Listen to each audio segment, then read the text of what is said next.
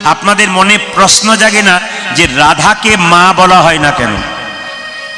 আজকে যে তত্ত্ব নিয়ে আমি আলোচনা করব তাতে আপনারা জানতে পেরে যাবেন রাধাকে মা বলা হয় না কেন, এবং এর থেকে জানতে পারবেন কৃষ্ণ কেন রাধাকে ছেড়ে শতবৎসরের জন্য গিয়েছিল মথুরায়।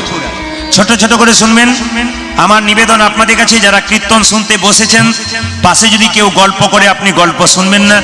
যদি গল্প আপনি শুনেন তাহলে উনি দু চারটা বেশি করে বলবেন। এই জন্য কীর্তন আস্বাদন করতে গেলে ধৈর্যের দরকার। কেন বলে দিই না, যুধিষ্ঠির মহারাজ ছিল স্থির ব্যক্তি, তিনি ভগবানকে পেলেন, আর দুর্যোধন ছিলেন চঞ্চল ব্যক্তি, তিনি ভগবানকে হারালেন।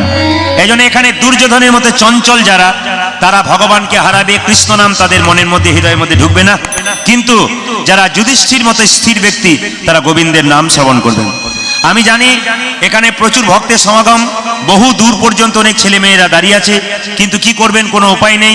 জায়গা যেটুকু আছে তার মধ্যে কীর্তন হচ্ছে। এই জন্য আপনাদের বলে মায়েরা এখন জানতে হবে রাধাকে মা বলা হয় না কেন। একদিন কৃষ্ণ রাধাকে ছেড়ে বিরজার কুঞ্জে লীলা করছে। শ্রীরামকে বলছে, শ্রীরাম তুই দরজায় দাঁড়িয়ে থাক, যদি কেউ আসে আমার অনুমতি ছাড়া প্রবেশ নিষেধ। তাহলে মায়েরা মাথায় রাখবেন, কৃষ্ণ আজকে রাধাকে ছেড়ে বিরজার কুঞ্জে লীলা করছে। মায়েরা একজন কিন্তু সেই সময় ওই পথ দিয়ে যাচ্ছে এই কথা বলতে বলতে, নারায়ণ নারায়ণ। আচ্ছা বলুন তো এরা কে? একে জোরে বলুন। ভোলানাথ ভোলানাথ ভোলানাথ। যাক, যেই না আমি ভোলানাথ বলেছি দু চারজন মা বলছে হ্যাঁ, আপনি কি আর ভুল বলবেন? আচ্ছা নারদ নাকি? আচ্ছা মায়েরা, আপনারা যে বললেন নারদ, নারদকে চেনা আছে? নারদকে চেনেন? বলে এমন ভাবে মাথা নোয়াচ্ছেন যেন আপনাদের পাড়ার লোক বোধ হয়। না না, আমি সেই নারদের কথা বলি নাই। যে নারদ আপনার কথা আমাকে, আমার কথা আপনাকে লাগিয়ে ঝগড়া করাই, এ নারদ নয়।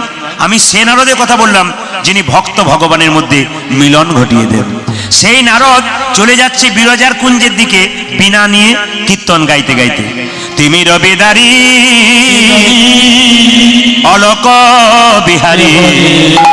মাইরা, নারদের বীণা বাজছে, নারদ গাইতে গাইতে যে কুঞ্জে কৃষ্ণ রাধাকে ছেড়ে বিরজার কুঞ্জে লীলা করছে, আর যেখানে শ্রীরাম দাঁড়িয়ে আছে সেই পথ দিয়ে নারদ যাচ্ছে।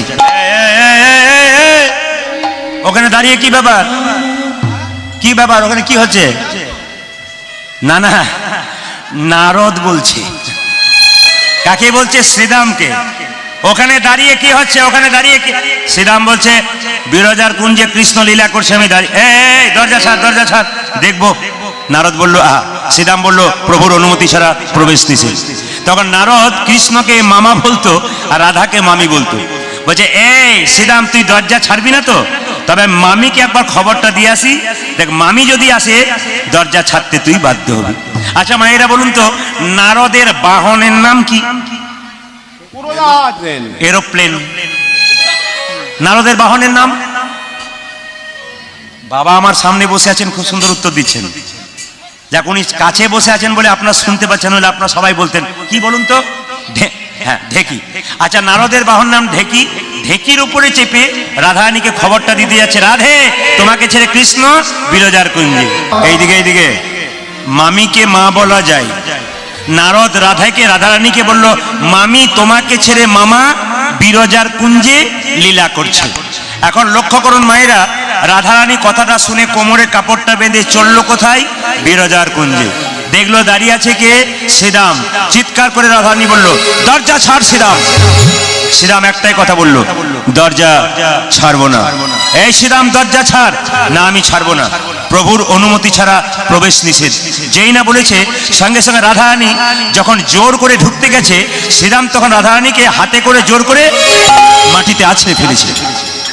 রাধারানী বলল শ্রীরাম, তুই আমার সঙ্গে অসুরের মতো আচরণ করলি, তুই আমার সঙ্গে দৈত্যের মতো আচরণ করলি, আমি তোকে অভিশাপ দিলাম, তোর যেন দৈত্য কুলে জন্ম কুলে জন্ম,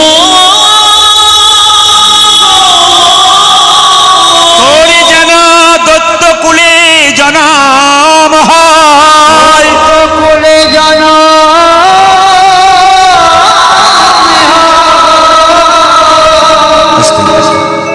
যারা কীর্তন কীর্তন শুনে শুনে আসতে আমার রিভাব খুব কম, টাচ থাকবে। যারা কীর্তন শুনে শুনে খুব অভ্যস্ত হয়ে আছেন তারা শুনে রাখুন মাইরা, শ্রীরাম কিন্তু রাধার কাছ থেকে অভিশাপ পেয়েছিল, দত্ত হয়েছিল শঙ্খচূড় দত্ত। আপনারা কেউ জানেন যে তুলসীকে আপনারা ভক্তি ভরে পূজা করেন সেই তুলসীর স্বামীর নাম কি? শঙ্খচূড় দত্ত। আচ্ছা, তুলসী এত পবিত্র নারী, তার স্বামীর নাম শঙ্খচূড় দত্ত হলো কেন? তার স্বামী দত্ত হলো কেন? এটা অভিশাপ আছে। তুলসী কিন্তু মনে মনে গণেশকে বিবাহের ইচ্ছা করেছিল, গণেশের সঙ্গে আমি বিবাহ করব। একদিন গণেশকে বলেই ফেলেছিল আমি তোমায় বিয়ে করতে চাই। গণেশ তখন বলেছিল তুমি আমাকে বিয়ে করার প্রস্তাব দিচ্ছ বারবার, তোমাকে অভিশাপ দিলাম তোমার দত্ত স্বামী হোক। তখন থেকে তুলসী দেবী শপথ করেছে ওগো সব দেবতার পুজোতে যাব, কিন্তু গণেশের পুজোতে আমি যাব না। এই জন্য আপনারা দেখে নেবেন তুলসী পাতা সব সেবাতে যায় কিন্তু গণেশের পূজাতে যায় না, অভিমান করে। শঙ্খচূড় দত্ত রূপে জন্ম নিলেন কে? শ্রীরাম। শ্রীরাম যখন অভিশাপ পেল, আমাকে অভিশাপ দিল শঙ্খচূড় দত্ত রূপে জন্ম নিতে হবে। রাধারানীকে অভিশাপ দিল, রাধে তুমি যেমন ছেলেকে অভিশাপ দিলে দৈত্যকুলে জন্ম হবে, আমি তোমাকে অভিশাপ দিলাম তোমাকে আজ থেকে কেউ মা বলে ডাকবে না, কোনদিন মা বলে ডাকিবে তোমাকে আজ থেকে কেউ মা বলে ডাকবে না।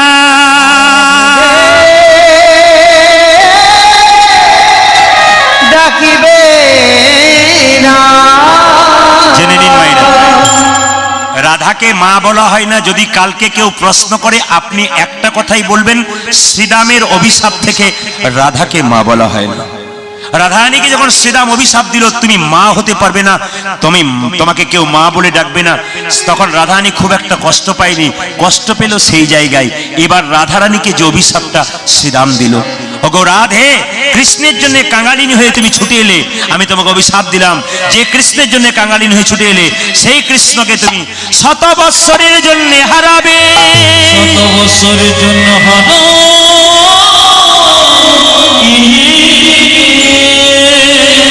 রাধারানীকে যখন অভিশাপ দিল, ওগো রাধে যে কৃষ্ণের জন্য কাঙালিনী হয়ে তুমি ছুটে এলে, তোমাকে অভিশাপ দিলাম তুমি কৃষ্ণ ছাড়া হবে 100 বৎসরের জন্য। রাধারানী কেঁদে কেঁদে বলে শ্রীরাম রে অভিশাপে যদি দিলি আমায় মা হব না তাতে কোনো ক্ষতি নয়, কিন্তু তুই আমাকে কৃষ্ণ ছাড়া করে দিলি। আমার ঘরেও জ্বালা বাইরেও জ্বালা, আমি একবার কৃষ্ণ নামই করতে পাই না। আমার সংসারের জ্বালা জোড়াবার জন্যে আমার বধুর কাছে একবার ছুটে যাই, আমার তাপিত পরাণ জোড়াবো। আমার বধূ যদি চলে যায় বল শ্রীরাম আমি কি নিয়ে থাকবো?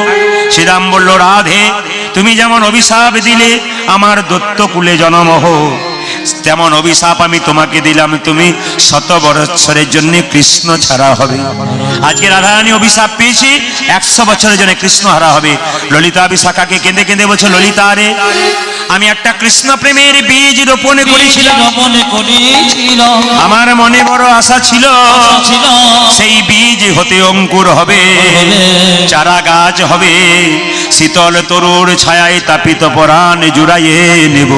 কিন্তু কি হলো জানিস ললিতা?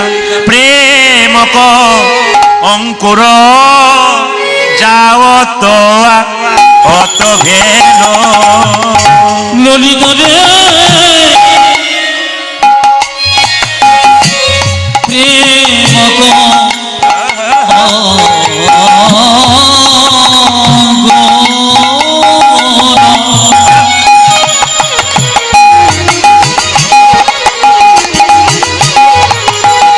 তবে হ্যাঁ, যখন আপনি আরতি করবেন সন্ধ্যাবেলায় তুলসী মন্দিরে তখন এই গানটা গাইতে গাইতে করবেন।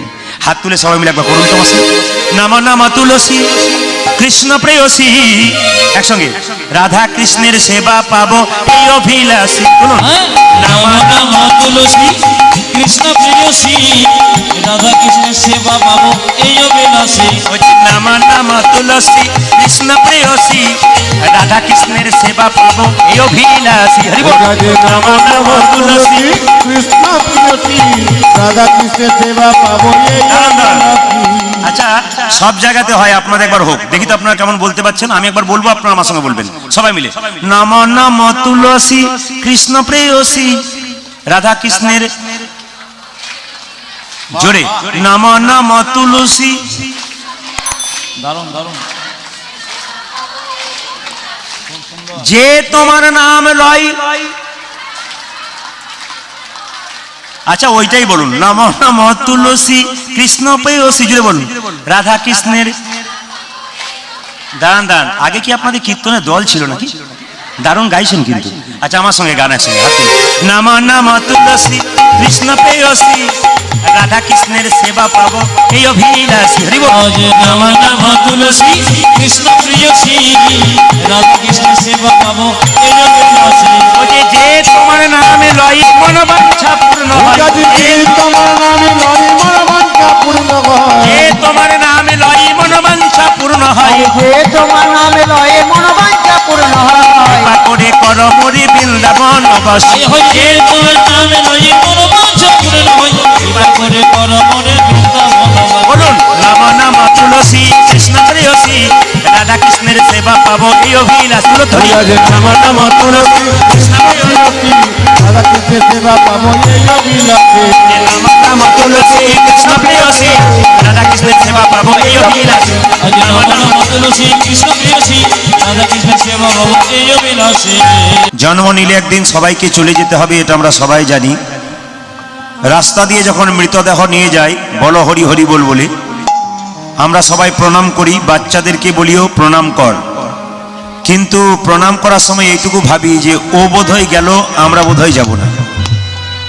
কিন্তু যিনি মাচাতে হেলতে দুলতে গেলেন, তিনি আমাদের শিখিয়ে দিয়ে গেলেন, তোমার মতো সংসারে আমিও এসেছিলাম, সংসার করলাম, এই দেখো আমি যেমন মাচায় হেলতে দুলতে চললাম, তুমি একদিন আমার মতো হেলতে দুলতে নেতাই হরি বল, হরি বল। এই জন্যে আজকের এই মহতি হরিবাসরে সাধুগুরু বৈষ্ণব ভক্তিমতী মায়েরা যারা এসেছেন, একজনের বিদায়ী কীর্তন আমি আগেই বলেছি, আজকে বোধহয় তৃতীয় বর্ষ চলছে নাকি? হ্যাঁ, এটা 3 নম্বর বছর।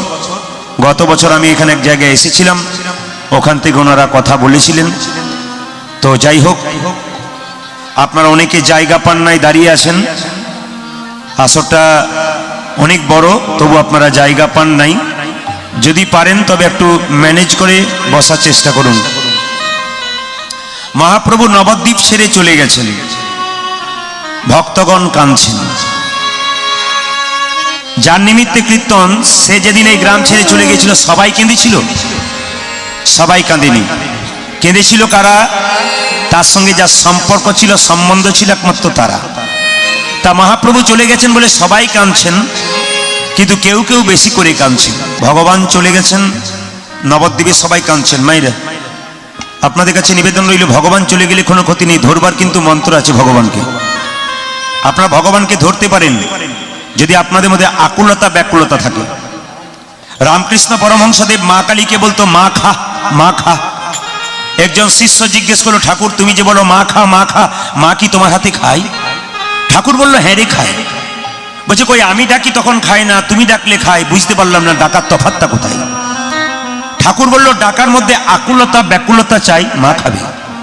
ছেলে বলল কেমন আকুলতা ব্যাকুলতা আমি বুঝতেই পারি না। ঠাকুর বলল এক কাজ কর, আমার সঙ্গে আয়। ঠাকুর ছেলেটাকে ধরে নিয়ে গিয়ে গঙ্গার ঘাটে কিছুক্ষণ ডুবিয়ে রাখলো। যখন জল থেকে উঠালো বলল হ্যাঁ রে, তোকে যখন জলে ডোবালাম তখন তোর ভেতরটা কেমন করছিল?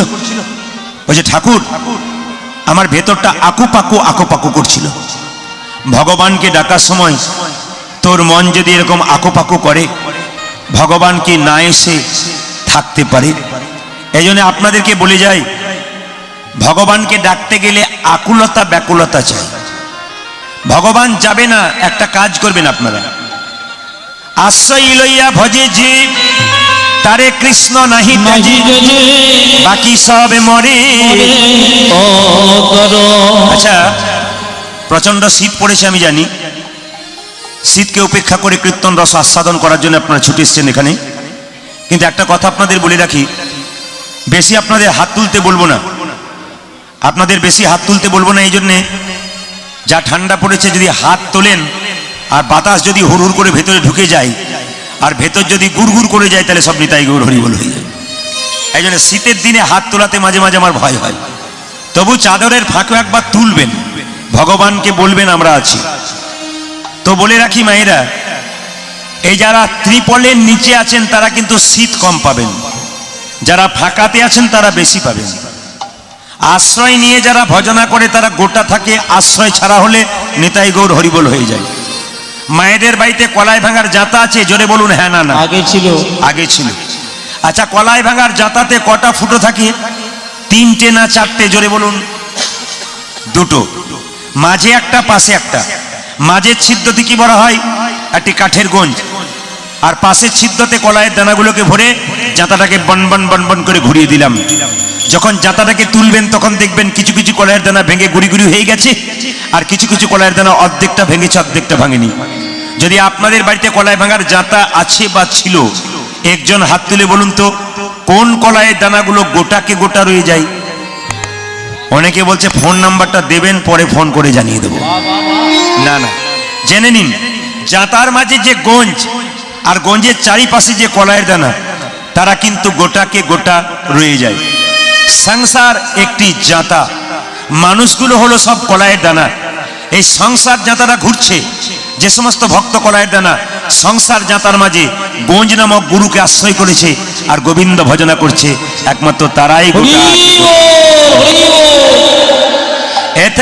এ থেকে পরিষ্কার হয়ে গেল। এইদিকে মায়েরা, যারা গুরু মন্ত্র নিয়েছেন তারা ভালো করেছেন, যারা নেন নাই তাদের ভগবান ভজনা বেকার হচ্ছে। তবে হ্যাঁ, একটা দামি কথা বলে যায়, যারা এখনো গুরু মন্ত্র নেন নাই তার আগে থেকে পুজো পাঠ শুরু করুন, তার আগে থেকে হরিনাম শুরু করুন। বলবেন কেন? না, জমিতে যদি জমির মাটি যদি উর্বর না হয় বীজ ফেলে লাভ আছে? আগে হরিনাম করে দেহটাকে শুদ্ধ করুন, তারপর গুরু মন্ত্র নিন, দেখবেন আপনার তাড়াতাড়ি কাজ হয়ে যাবে। উর্বর জমিতে বীজ ফেললে যেমন কাজ হয়, সেরকম হরিনাম করতে করতে হঠাৎ একসময় গুরুমন্ত্র নিলে আপনার কাজটা কিন্তু খুব তাড়াতাড়ি হয়ে যাবে। তবে হ্যাঁ, গুরুমন্ত্র যারা নিয়েছেন, যারা নেন নাই তাদের জন্য বলে রাখি, যারা নিয়েছেন তারা ভালো করেছেন, যারা নেন নাই, ব্যাসমুনি পদ্মপুরাণে দামি কথা বলেছেন, গুরুমন্ত্র নেবার আগে ভাববেন। বাজার থেকে একটা 100 টাকার জিনিস কিনবেন, 5 বার চিন্তা করে কিনছেন। ছেলের জন্য টিউশন টিচার দিচ্ছেন, ভাবনা করে দিচ্ছেন ঠিক মতো টিচার হবে তো? ঠিক সেরকম জীবনে যাকে গুরু করবেন ভাবনা চিন্তা করে করবেন, কিন্তু যাকে তাকে করবেন না। রাস্তাঘাটে দেখলাম উনি মন্ত্র দিচ্ছে, ওনার কাছ থেকে নিলাম, আপনি ভুল করবেন। গুরুকে বেছে বেছে গুরু করতে হয়। কেন? শুনে রাখুন, শুধু যে ব্রাহ্মণ গুরু হবে তা নয়। মহাপ্রভু বলেছেন, কিবা বিপ্র কিবা শূদ্র ন্যাসিক জ্ঞানে নয়, কৃষ্ণ তত্ত্ববেত্তা যেই সেই গুরু হয়। আপনার বাড়িতে গুরুদেব এসেছে, দুটো ভালো কথা শুনবেন আপনি বসে বসে, আপনাকে ভালো পথের কথা বলবে। কিন্তু যদি গুরু এসে বলে তোর গুরু মায়ের হাঁটু ব্যথা, আমারও হাঁটু ব্যথা, কিছু ব্যবস্থা কর, ডাক্তার দেখাতে হবে, LICর এজেন্টের মতো মাসে মাসে টাকা নিয়ে যাবে, এর গুরুর কিন্তু গুরুত্ব নেই। জেনে রাখুন আপনারা, গুরু শব্দের অর্থ গু মানে অন্ধকার, রু মানে আলো, যিনি অন্ধকার থেকে আলোর পথে নিয়ে যান। রামকৃষ্ণ দেব বলেছেন, গুরু হলো ঘটক, পাত্র পাত্রীর মাঝে যে থাকে তাকে ঘটক বলা হয়। ঠিক সেরকম ভক্তর ভগবানের মিলনের মাঝে দেখেন যিনি থাকেন তিনি হচ্ছেন গুরু। তবে হ্যাঁ, গুরু নিজেকে কোনোদিন ভগবান ভাববেন না।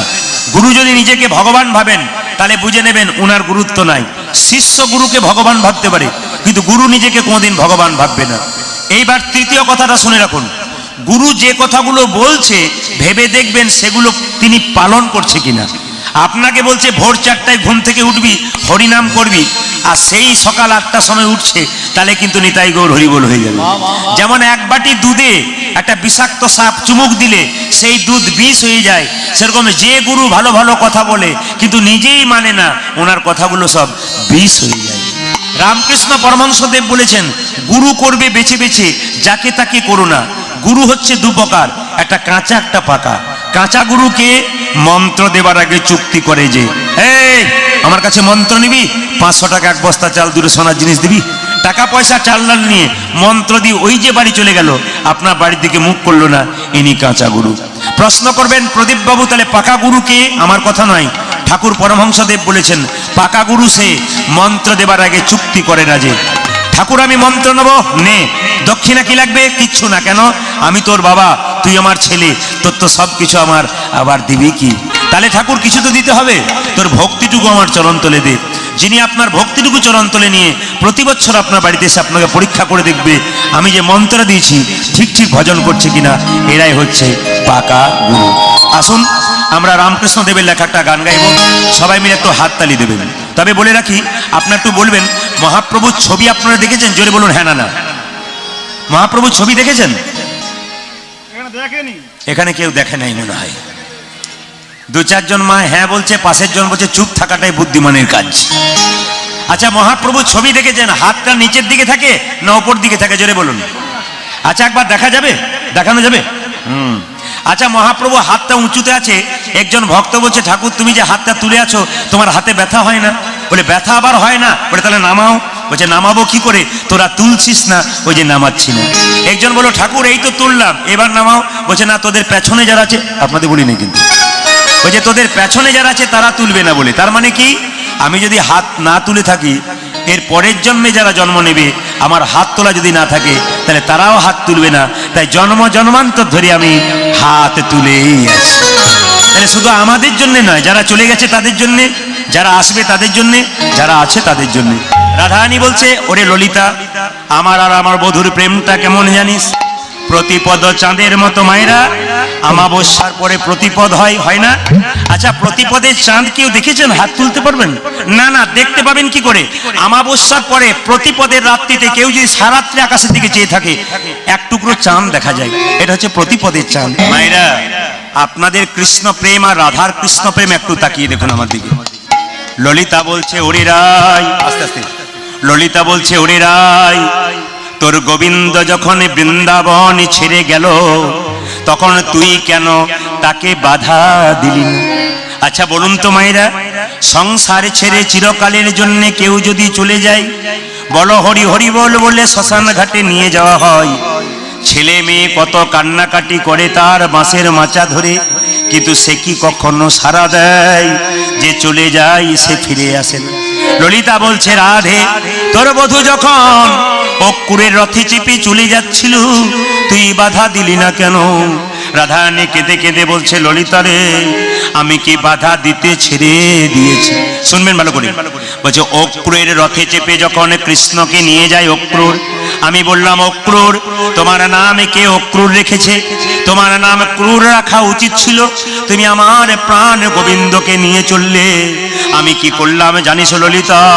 আমি রথের চাকা ধরে কত কাঁদলাম। কেঁদে কেঁদে বললাম, অক্রুর, রথের চাকাটা আমার বুকের উপরে চাপিয়ে দাও। আমি প্রাচীন লোকের মুখে শুনেছি, কেউ যদি শোভাযাত্রা করে আর মরা মানুষের মুখ দেখে যায় তারা নাকি যাত্রা ভালো হয়। আমার বধূ আমায় ছেড়ে চললো, আমার বুকের ওপরে রথ চালিয়ে দাও। আমি যদি মরে যাই আমার মরা মুখ দেখে বধূ যাবে। আমার বধূ কি করলো জানিস? রথ হতে নামলো, এক হাতে তুলসী পাতা গঙ্গা জল, এক হাত আমার মাথায় ঠেকিয়ে বলল, রাধে, যাবার সময় কেঁদে কেঁদে আমার যাত্রা পথ পিছিলি করো না। আমি কথা দিলাম আজ যাব, কাল ফিরে আসি। ললিতা রে, আসলে আমার বধূর কথাটা কেমন জানিস? পাকা ব্যবসায়ীর মতো কথা। মায়েরা, আপনাদের মুর্শিদাবাদে আসি কিনা জানি না, আমাদের বীরভূমে যদি আপনারা কেউ যান, বড় বড় দোকানের দরজাতে লেখা থাকে আজ নগদ কাল ধার। আজকে আমি 100 টাকা নিয়ে গেলাম নগদ নেবার জন্য, ভাবলাম কালকে ধার নেবো, রাত্রি পেরোলে আবার আজ হয়ে যাচ্ছে। আমার বধূ বলল, আজ যাব কাল ফিরে আসবো, রাত্রি পেরোলে আবার আজ হয়ে যাচ্ছে, কাল হচ্ছে না। ওরে ললিতা রে, আমার বধূ যেদিন থেকে গেছে, এদিকে এদিকে, আমার বধূ যেদিন থেকে গেছে 100 বছর স্নান করি নাই, 100 বছর পা ধুই নাই। মায়েরা লক্ষ্য করুন, 10 দিন স্নান না করলে আপনাদের মাথা গরম হয়ে যায়, কিন্তু রাধারানী কেঁদে কেঁদে বলছে, ললিতা, আমি 100 বছর স্নান করি নাই। কেন জানিস?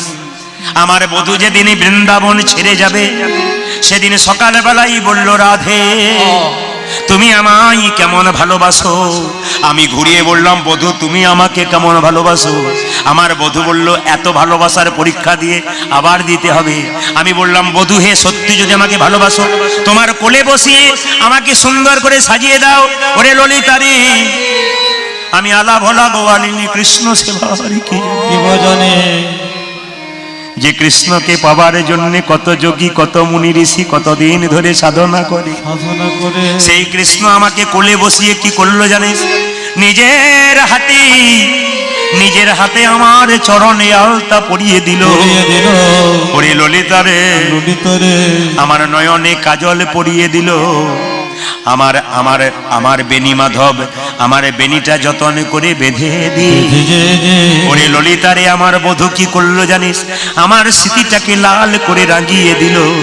বললো, গো রাধে, আমি আজ যাব, কাল ফিরে আসব, তুমি এগুলো যতন করে রেখো যেন আমি দেখতে পারি। ওরে ললিতা, আমার বধূ আজ যাব, কাল ফিরে আসবো বলে আসে নাই। 100 বছর হলো, আমি 100 বছর স্নান করি নাই। কেন জানিস? বধূ যদি কোনোদিন ফিরে আসি তবে স্মৃতির সিঁদুরে দেখাতে পারবো না। আমি 100 বছর পা ধুই নাই, কেন জানিস? যদি পা ধুয়ে দিই আমার চরণের আলতা দেখাতে পারবো না। ওরে ললিতা রে, আমি যে সিঁদুরের মধ্যে কৃষ্ণ দেখতে পাই, আমি যে বেনির মধ্যে কৃষ্ণ দেখতে পাই, আমি যে নয়নের কাজলের মধ্যে কৃষ্ণ দেখতে পাই, আমি যে চরণের আলতার মধ্যে কৃষ্ণ দেখতে পাই, ললিতা বলছে সব চিহ্নগুলোর মধ্যে যদি কৃষ্ণ দেখতে পাস তবে কাঁদিস কেন? আমি কাঁদছি কেন জানিস? বধূ যদি কোনোদিন ফিরে আসে, আমি বেনি দেখাতে পারবো, স্নান করি নাই। স্মৃতির সিঁদুর দেখাতে পারবো, স্নান করি নাই। চরণের আলতা দেখাতে পারবো, স্নান করি নাই। কেন কাঁদছি জানিস? আমার দুটো জিনিস আমি দেখাতে পারবো না। কোন দুটো জিনিস? নয়নের কাজল দুটো। কেন দেখাতে পারবি না? কৃষ্ণ বলে কেঁদে কেঁদে আমার নয়নের কাজল মুছে গেছে। বিদায় গো। আমার নয়নের কাজল মুছে গেছে গো। নয়নের কাজল মুছে গেছে। আমার নয়নের কাজল মুছে গেছে গো। কৃষ্ণ বলি কেঁদে কেঁদে নয়নের কাজল মুছে গেছে। ওটা দেখেছে না বলে কেঁদে কেঁদে কৃষ্ণ প্রাণ গোবিন্দ বলে, বলে কেঁদে কেঁদে কৃষ্ণ প্রাণ গোবিন্দ আজ বলে, কৃষ্ণ বলে কেঁদে কেঁদে কৃষ্ণ প্রাণ গোবিন্দ বলে। নয়নের কাজল মুছে গেছে গো। কাঁদবে যদি তবে সংসারের জন্য কেঁদো না। ও মায়েরা এদিকে যারা হাই তুলছেন, যত তুলবেন হাই তত মনে হবে বাড়ি যায়। সংসারের জন্য কেঁদো না, কাঁদবে যদি ভগবানের জন্য কেঁদো। ছেলের জন্য কাঁদবে, মেয়ের জন্য কাঁদবে। তোমার চোখ থেকে জল পড়বে, সেই জল চোখের কোণ দিয়ে পড়বে। সে জল স্পর্শ করলে গরম লাগবে, সে জল মুখের মধ্যে প্রবেশ করলে নোনা নোনা ভাব লাগবে। কিন্তু কেউ যদি মন্দিরে বসে নির্জনে একবার গোবিন্দের চরণ,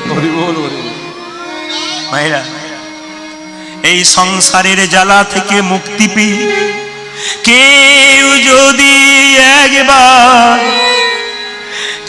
একবার গোবিন্দের চরণে দুপোটা চোখের জল দিতে পারে, বল তবে তার চোখের জল, হরিবল, তবে তার চোখের জল চোখের কোণ দিয়ে পড়ে না, সে জল মাঝ দিয়ে পড়ে। সে জল গরম হয় না, শীতল হয়। সে জল মুখের মধ্যে প্রবেশ করলে মিষ্টি মিষ্টি ভাব হয়। মাগো কাঁদবে যদি তবে সংসারের জন্য কেঁদো না, কাঁদবে যদি ভগবানের জন্য। হরিবল। মাইরা, এই সংসারে কিছুই নাই, এখনই আছেন এখনই নাই। বাচ্চাদের শব্দ বন্ধ করুন, ওখানে একবার বন্ধ করুন। আপনি কীর্তন শুনতে এসছেন, বাড়ি ফিরে যাবেন, গ্যারান্টি নেই। যদি আপনি রাত্রিবেলায় শোবেন, সকালে চোখ খুলবে তো আপনার সকাল হবে, না চোখ খুললে আপনার পরকাল হবে। ট্রেন আসবার সময় সিগন্যাল দেয়, আমরা জানতে পারি ট্রেন আসে। মৃত্যু আসবার সময় কোনো সিগন্যাল দেয় না, যে কোনো মানুষের জীবনে যে কোনো মুহূর্তে আসতে পারে। কিসের অহংকার করছেন আপনি? যে মাটিতে দাঁড়িয়ে আছেন, আপনার মৃত্যুর পরে আপনি তো সেই মাটিতে মিশে যাবেন, আবার অহংকার আপনার কিসের? যে গাড়ি বাড়ি টাকা পয়সা, এদিকে যে গাড়ি বাড়ি টাকা পয়সা আপনি করেছেন তাকে নিয়ে যাবেন, প্রমাণ দেখে নিন। আমার দিকে তাকান, প্রমাণ দেখে নিন। আমি কলকাতায় প্রচুর গান করি, তো কলকাতায় একটা ভালো জায়গা আছে, আপনার নামটা জানেন, দেখবেন জয়নগর বলে একটা জায়গা আছে, দক্ষিণ চব্বিশ পরগনা, মোয়া তৈরি হয়। ওই জয়নগর যদি কেউ যান, ওখানে বিষ্ণুপুর রেল স্টেশন আছে, তো ওইখানে গিয়ে আমরা দোকানে চা খাই। ওইদিকে গান করতে গেলে খুব দামি একটা দোকান আছে, তো একদিন দেখতে পেলাম একজন লোক কয়েকশো কোটি টাকার মালিক, তাকে ফুল দিয়ে সাজিয়ে শ্মশানে নিয়ে আসা হলো। কিছুক্ষণ পরে দেখলাম একজন পথের ভিখারি রাস্তায় মরে পড়েছিল। দয়া করে লোকেরা তাকে ট্রলিতে করে খড়ের দড়ি দিয়ে আর ছেঁড়া তালাই দিয়ে বেঁধে এনেছে। চিতাতে যখন শোয়ানো হলো, কয়েকশো কোটি টাকার লোকটাও শুয়ে আছে আর তার পাশে ভিখারিটাও শুয়ে আছে। যেন দুজন দুজনকে বলতে চাইছে, ভাই আসার সময় আমরা এক, যাওয়ার সময় এক, মাঝখানে তুমি বড় লোক আর আমি গরিব লোক। কতবার তোমার দরজায় গেছি বাবু বাবু বলে, তুমি আমাকে সাড়া দাও নাই। আজকে তুমি বাবু, আজ তো তুমি আমার পাশে শুয়ে আছো। জগৎকে শিক্ষা দাও। কি শিক্ষা? রে জগৎ, এসেছো খালি হাতে, যাবি খালি হাতে, কিন্তু আমার করে আমি বড় লোক, ও গরিব লোক, ও ফকির, আমি জমিদার। এ কথা ভাবনা চিন্তা করবেন না। এখনই আছে এখনই নাই। দিয়ে ধন দেখে মন, কেড়ে নিতে কতক্ষণ। রাধারানী কেঁদে কেঁদে বলছে, ললিতা রে আমার অবস্থা কেমন জানিস? প্রিয়া গেল মধুপুরে হামকুল বালা। আজ প্রিয় গেল মধুপুরী আমকুল বালা। ও যে প্রিয়া গেল মধুপুরী হামকুল বালা। ললিতা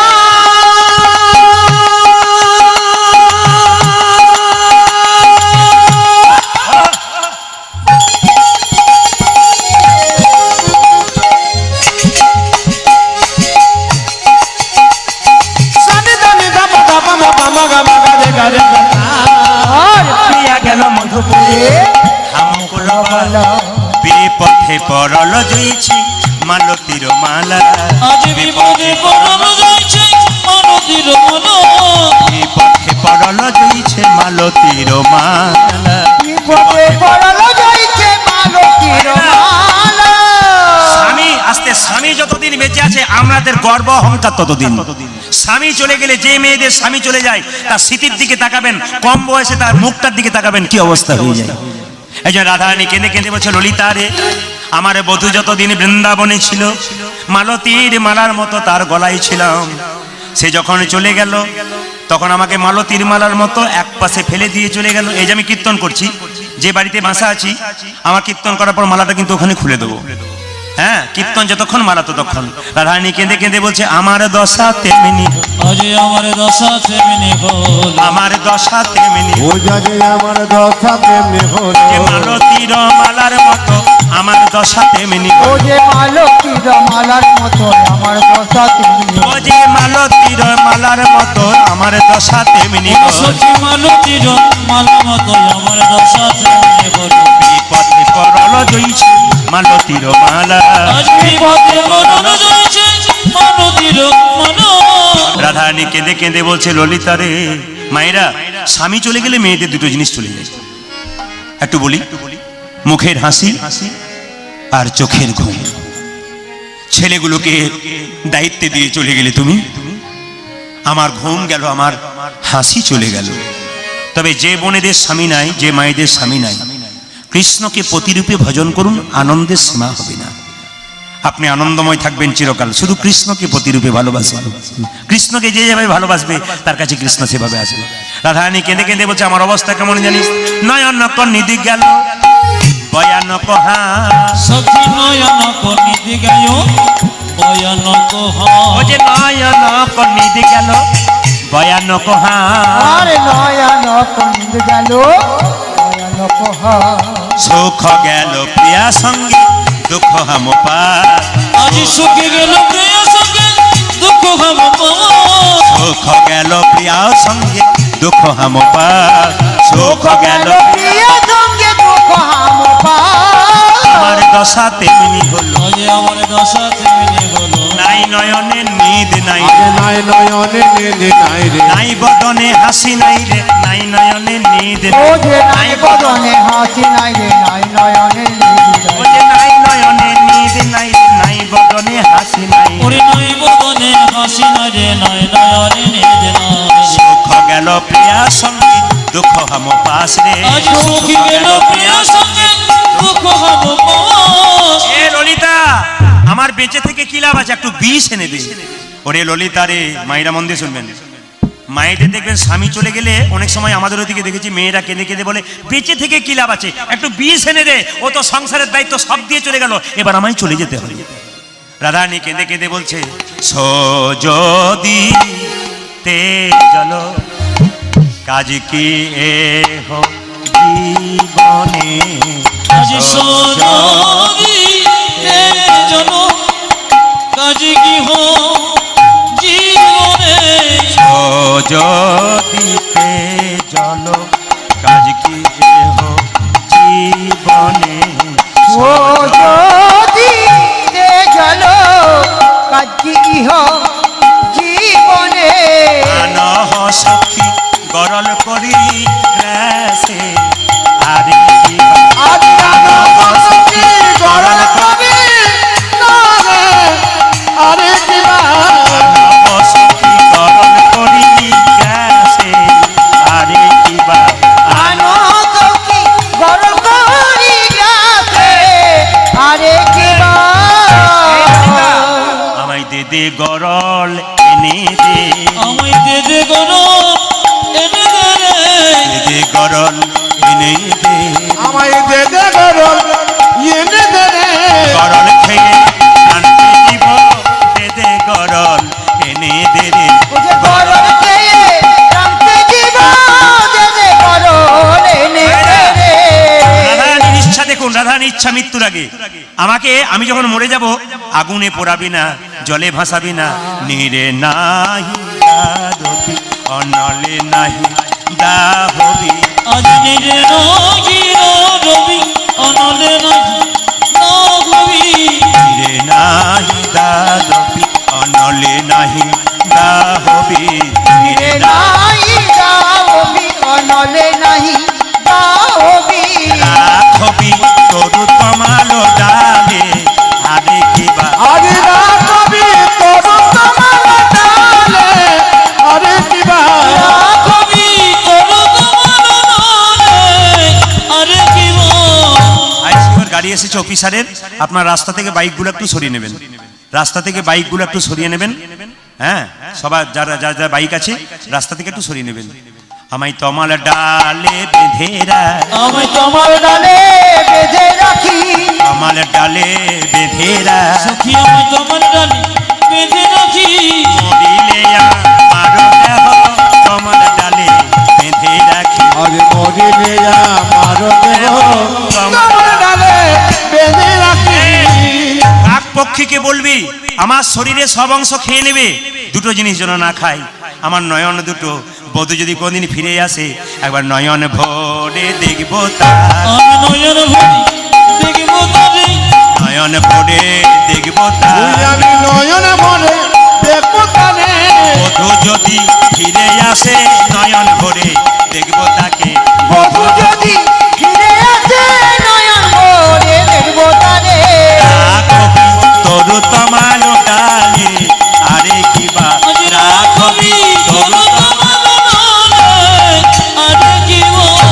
বলছে আমাকে আগুনে পোড়াবি না কেন, আমার পোড়া দেহ পুরাস না, আমার পুরো দেহ পুরো শরীর, পুরা দেহ পুরাস না, তুই আমায় পোড়া দেব পোড়া দিলানে, আগুনে পুড়ে গেছি পুরা দেহ পুরাস না রে, প্রেমাগুনে পুড়ে গেছি পুরা দেহ পুরাস না রে।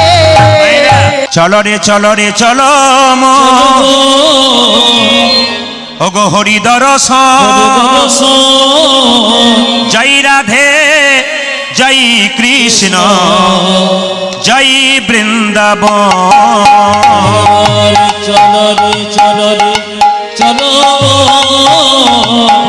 হরি দর্শন জয় রাধে জয় কৃষ্ণ জয় বৃন্দাবন, ওই একবার চলো রে চলো রে চলো হরি দর্শন, জয় রাধে জয় জয় কৃষ্ণ জয় বৃন্দাবন, কেশি ঘাট বংশী বট নিকুঞ্জ কানন কানন, কে গাটি ববে শিব নিকুঞ্জ কানা, কেশি ঘাট শিব নিকুঞ্জ কানন, যেথাই হলি শ্রীনন্দের নন্দ আর যেথায় হোলি খেলে আমার নন্দের নন্দ ও যে যেথাই হোলি খেলে আমার শ্রীনন্দের নন্দ আর যেথায় হোলি খেলে আমার শ্রীনন্দের নন্দ চলো রে চলো মন হরি দর্শন জয় রাধে জয় কৃষ্ণ জয় বৃন্দাবন চলো রে চলো বল, হরি চলো দর্শন চল, জয় রাধে জয় কৃষ্ণ জয় জয় বৃন্দাবন। যেথায় আছে মা যশোদা স্নেহের শিরমণি মণি যেথায় আছে মা যেথায় আছে মা যশোদা স্নেহের শিরমণি মণি যেথায় আছে মা যশোদা সেনে শিরোমণি নিজ গোপালকে কোলে লইয়ে খাওয়া তো নবনী ও জানি নিজ গোপালকে কোলে লয়ে খাওয়া কোন বনে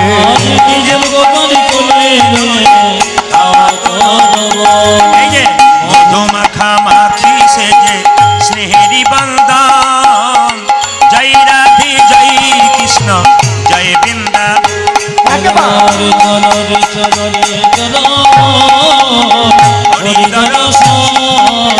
জয় রাধে জয় কৃষ্ণ জয় বৃন্দাবন একেবারে চলো চলো হরি দর্শন জয় রাধে জয় কৃষ্ণ জয় জয় বৃন্দাবন ও জানি জয় রাধে জয় কৃষ্ণ জয় বৃন্দাবন বৃন্দাবন ধাম কি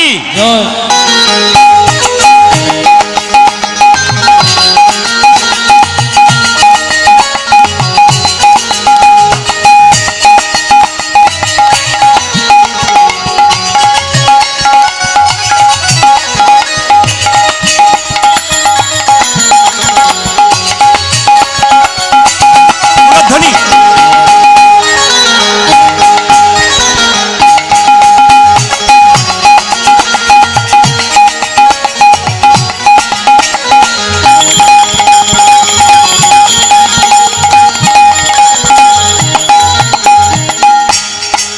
যারা তালি দিলেন তাদের দেখে ভালো লাগলো আর তাদের দেখে আরো ভালো লাগলো আপনারা তালি দিলেন আর ওনারা এরকম করে দাঁড়িয়ে দাঁড়িয়ে দেখলেন আমি ওইটা ভাবছি যে আমরা গাছে কখনো ল্যাংড়া হয় জোরে বলবেন যার বাবা আমরার মতো টক তার বাচ্চা কখনো আম না না আপনাদের বলি নাই অন্য জায়গার জন্য বললাম আর কি। তবে যারা হাততালি দিল না তারা মনে মনে ভাবছে কেন যে এরকম করলাম এরকম করে দিচ্ছি সঙ্গে সঙ্গে না না হিন্দু আপনি সনাতন ধর্ম আপনার ভেতরে আছে মহাপ্রভু হাত তুলেছে আপনি তুলবেন না তা কীরকম হয় মহাপ্রভু যদি হাত তুলে থাকে আমরা অন্তত তিনি চিরজীবন হাত তুলে আছেন আমরা 1 মিনিটের জন্য হাত তুলতে পারছি না আমাদের লজ্জা কোন জায়গায় পৌঁছায় তাই আপনাদেরকে বলে রাখি সবাই মিলে হাত তুলে একটু মহাপ্রভুকে সম্বোধন করুন বলুন আমরা তোমার হয়ে এসেছি তোমার হয়ে থাকবো সবাই দিন তোর আনন্দে যাবে ভজরে গুরু নাম গুরু ব্রহ্মা গুরু বিষ্ণু গুরু ভগবান বলুন দিন করে আনন্দ যাবে ভজরে গুরু নাম গুরু ব্রহ্মা গুরু বিষ্ণু গুরু ভগবান দিন তোর আনন্দে যাবে ভজরে গুরু নাম গুরু ব্রহ্মা গুরু বিষ্ণু গুরু ভগবান হরি বল। আরে তুমি আনন্দে যাবে ভজন গুরু রাম গুরু ব্রহ্মা গুরু বিষ্ণু গুরু ভগবান। এখনো দু চারটা কিন্তু বাকি আছে এখনো এদের জন্য মেডিসিন চাই নইলে হবে না মহাপ্রভু বললেন হাততালি যারা দেবে পরের জন্মে হাত আর পা পাবে আর হাততালি যারা দেবে না পরের জন্মে হাত পাবার চান্স তার আর পাবে না দুটো পা আছে আরো দুটো পা যোগ হবে 4টে পা হলে কি হয় মা জোরে বলুন গরু কেন বাঘ বলতে পারেন না আমরা কত বোকা দেখুন কাউকে যদি বলে তুই জানোয়ারের বাচ্চা দেখবেন রেগে যায় আর যদি তুই বাঘের বাচ্চা আমাকে বাঘের বাচ্চা বলেছি একটা আলাদা আলাদা ভাব হয়ে যায় না না এরকম ভাবে আপনারা একটু প্রেম সে আরে ভগবানের নাম করবেন তিনি তো আনন্দময় যত নাম করবেন তত আনন্দে থাকবেন সবাই মিলে একসঙ্গে দিন তোর আনন্দে যাবে ভজরে গুরু নাম গুরু ব্রহ্মা গুরু বিষ্ণু গুরু ভগবান বাবা দিন করে আনন্দ যাবে ভজরে গুরু নাম গুরু ব্রহ্মা গুরু বিষ্ণু গুরু এই ভগবান যে দিন তোর আনন্দে যাবে ভজরে গুরু নাম গুরু ব্রহ্মা গুরু বিষ্ণু গুরু ভগবান হরি বল। তুমি আনন্দে যাবে ভজে গুরু নাম গুরু ব্রহ্মা গুরু বিষ্ণু কৃষ্ণ গুরু ভগবান ওই যে গুরু পিতা, ওই যে গুরু পিতা, ওই যে গুরু পিতা, গুরু মাতা, গুরু ভগবান, জগৎ গুরু শ্রীকৃষ্ণ সর্বশক্তিমান। ও যে গুরু পিতা, ও যে গুরু পিতা, ও যে গুরু পিতা, গুরু মাতা, গুরু ভগবান, জগৎ গুরু শ্রীকৃষ্ণ সর্বশক্তিমান। গুরু পিতা, ওই যে গুরু পিতা, ওই যে গুরু পিতা, গুরু মাতা, গুরু ভগবান, জগৎ গুরু শ্রীকৃষ্ণ সর্বশক্তিমান। আমার গুরু পিতা, আমার গুরু পিতা,